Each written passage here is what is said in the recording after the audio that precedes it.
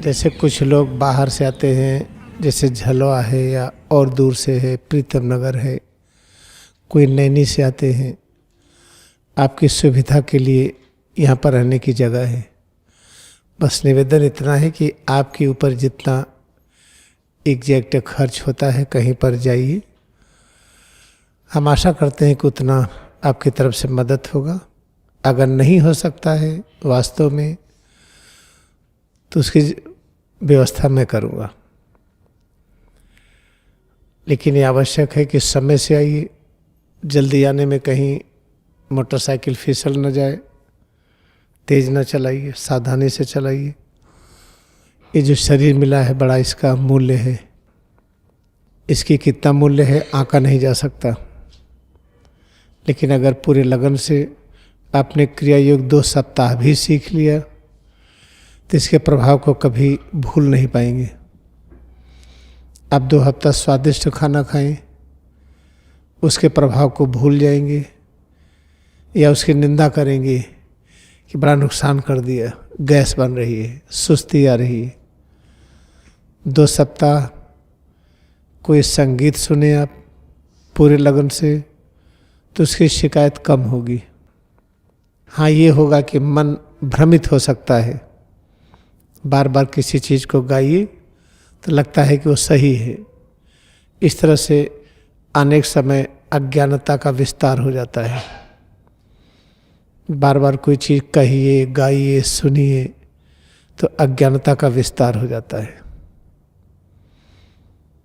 तो याद रखें, इंद्रियों के द्वारा प्राप्त सुख को अगर हम 14 दिन पूरे नियम से उसको एंजॉय करें, उसको खुश होकर के उसमें जीवन व्यतीत करें, तो 15वें दिन सोचने की सामर्थ्य कम हो जाती है। अपने अंदर स्वार्थ की बातें बढ़ जाती हैं। स्वार्थ का अभिप्राय यहाँ ये है कि हम छोटा जीवन बिताना चाहते हैं। छोटा जीवन बिताने पर लगता है सुरक्षित है। जैसे परिवार का विस्तार करिए, असुरक्षा लगती है।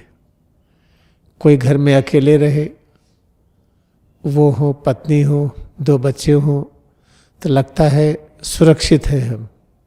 वास्तव में असुरक्षा अधिक है।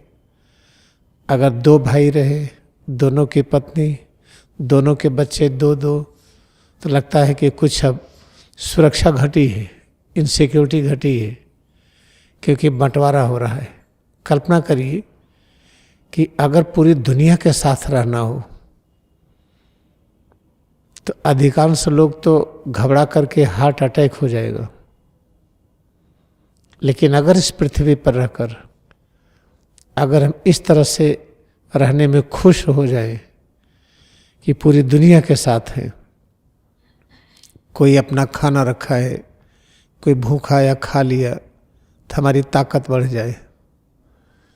जिसको सुख सुविधा कहते हैं, जिसका हम उपयोग करते हैं, उसका उपयोग कोई कर लिया तो पता चले कि हमारी क्षमता बढ़ गई।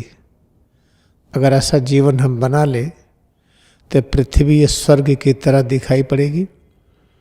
फिर हम चैतन्य अवस्था में इस स्थूल जगत को छोड़कर के सूक्ष्म जगत में जाएंगे। अगर इस भौतिक जगत में रहते हुए हर पल हमारी यही इच्छा बनी हुई है कि ये कौन है, वो कौन है, हम ये जान ले, वो जान ले, हम ये खरीद ले, वो खरीद ले, ये बना ले, वो बना ले, तब देखिएगा अंतिम अवस्था बहुत कष्ट में होता है।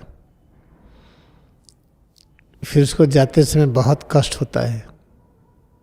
अगर सूक्ष्म जगत में जब हम यात्रा करते हैं स्थूल जगत से, अगर इच्छाएं पूरी नहीं हुई, बाहर की तरफ क्या है इसको हम जानने का प्रयास किए, जान ही नहीं पाए, हमारी कोई इच्छा पूरी ही नहीं हुई और ये हमें याद है, तो जब हम स्थूल जगत से, भौतिक जगत से सूक्ष्म जगत में जाते हैं तो जा नहीं पाते हैं।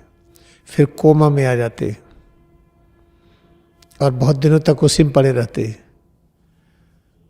गांव में कहते हैं कि जैसे कुछ अचेत हो गए हों या 24 घंटे तक 48 घंटे तक, एक सप्ताह तक घटका लगा हुआ है। तो याद रखिए, अब हम यहाँ पर आ गए हैं। इस बात में पूरी तरह से विश्वास करें, अगर हम क्रिया योग ध्यान पूरे लगन से करते हैं तो पृथ्वी पर आकर के जितनी इच्छाओं की पूर्ति होनी चाहिए, जिन इच्छाओं की पूर्ति के लिए हम आए हैं, हम रह रहे हैं, या जो इच्छाएं अतीत काल में थी, अधूरी हैं, वो सब पूरी हो जाती हैं। पूरी होते समय हमें किसी भी प्रकार का कष्ट भी नहीं होता है। जैसे उदाहरण के लिए म्यूजिक सुनने की इच्छा है, तो आपको तरह तरह के म्यूजिक आप सुन सकेंगे बिना म्यूजिक ऑपरेटर्स के, बिना म्यूजिशियन के, बिना किसी मशीन के। लेकिन उस म्यूजिक के सुनने पर अज्ञान नहीं बढ़ेगा। अनेक प्रकार के भोजनों का स्वाद ले सकेंगे बिना खाए। अनेक देशों की यात्रा कर लेंगे बिना गए। और ऐसा अलौकिक तरह से होगा कि उसका कोई साइड इफेक्ट भी नहीं होगा। जैसे खाने की इच्छा पूरी करिए तो गैस बनने लगेगी, कोई चीज़ सुनने की इच्छा पूरी करिए तो मायावी जगत में जाते हैं।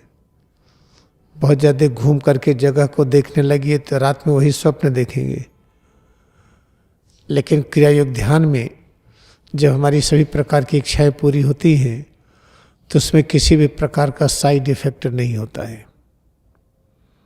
और जब भौतिक जगत की इच्छाएं पूरी हो जाती हैं, इसी शरीर के साथ इसी भौतिक जगत में सूक्ष्म जगत दिखाई पड़ता है, जहाँ से हम आए हैं। सूक्ष्म जगत में क्या क्या हो रहा है यहाँ से हम देखते हैं।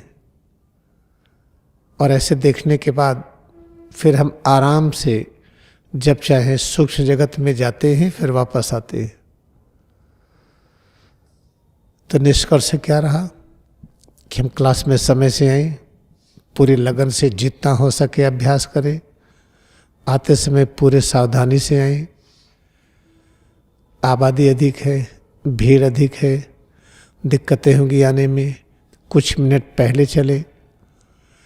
जितना आप समय थोड़ा ज़्यादा लगाएंगे उतनी ही जल्दी सभी प्रकार की इच्छाओं की पूर्ति भी होगी।